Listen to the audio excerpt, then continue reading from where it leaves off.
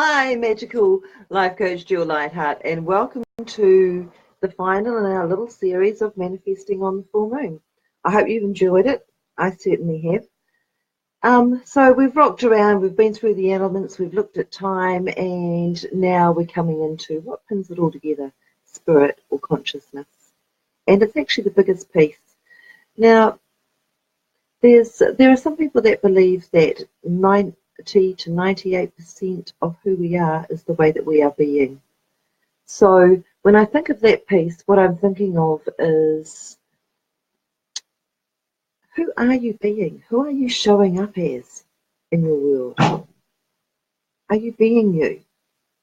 Could you jump on and do a live like this without makeup, or could you even jump on and do a live? Um, if your manifestations are around money, are you celebrating and experiencing the wealth that you have? Are you living the kind of lifestyle as far as possible that wealth would allow? If you are after fitness, have you begun moving into and using that fitness action?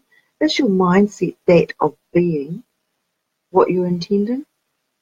Because if there isn't, there's a misalignment between where your heart is at and where your mind is at, and that is going to block your manifestation coming through. I'm putting a little confidence video down in the comments, so if you need some comments, a bit of confidence to help you get out there rocking and rolling, you can jump on and use that. And I'm just going to have a run through, as usual, and look at the cards. Now, I was asked the other day, what is it that you actually do? Well, I do read tarot. Yay! But I am a magical life coach. I am the energetic coach for intuitive women who are reaching out and walking in their soul missions. It's really that easy. My real skill is pulling people back into their bodies so that they can create and ground what it is that they want and make it real. Now, what have we got in the cards today?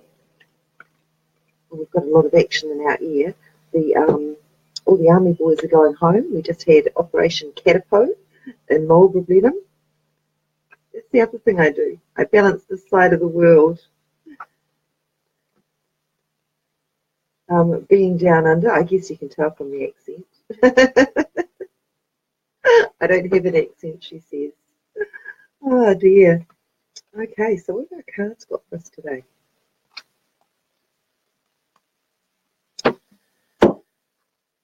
Oh, okay. 9 of Wands. Okay.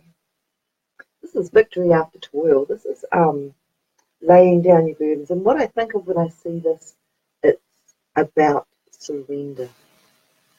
Surrender to spirit. Allow, reach that point whereby you know that this is taken care of, that what you have asked for, what you are intending is going to show up, and rest it. Let it rest. It's time to let it rest. Carry on with your actions. Stay in action. Feel the flow. Look for your synchronicities. Another huge piece around this. The universe source is going to be sending little indicators of the path that you should follow, and they may be the weirdest idea at the weirdest time.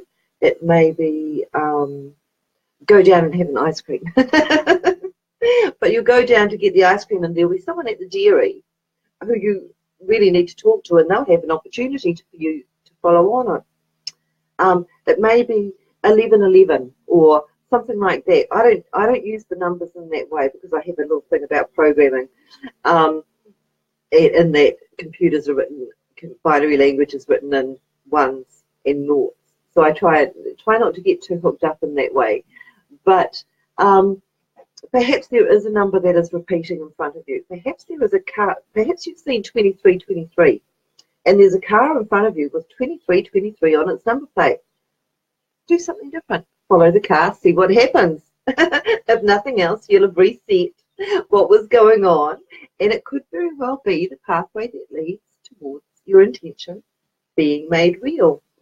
So yes, look for little synchronicities. Search out things. What is the first song that comes on your radio when you jump in the car or turn on the TV? I don't watch TV, but yeah, people do. Synchronicities. Look for what is coming up for you. Perhaps I have a saying: if one person calls you a cow, don't worry. If two people call you a cow, think about it. If three people call you a cow, start eating grass. And what this means is that if one person says something to you that is jarring or polarizing, don't worry about it. If two people say the same thing, well, perhaps there's something there. Perhaps there's a bit of shadow work that we need to work on. Oh, shadow work. My next course is running on the 11th of December. I'm running a special at the moment. You can jump on that for $50. Yeah. Okay.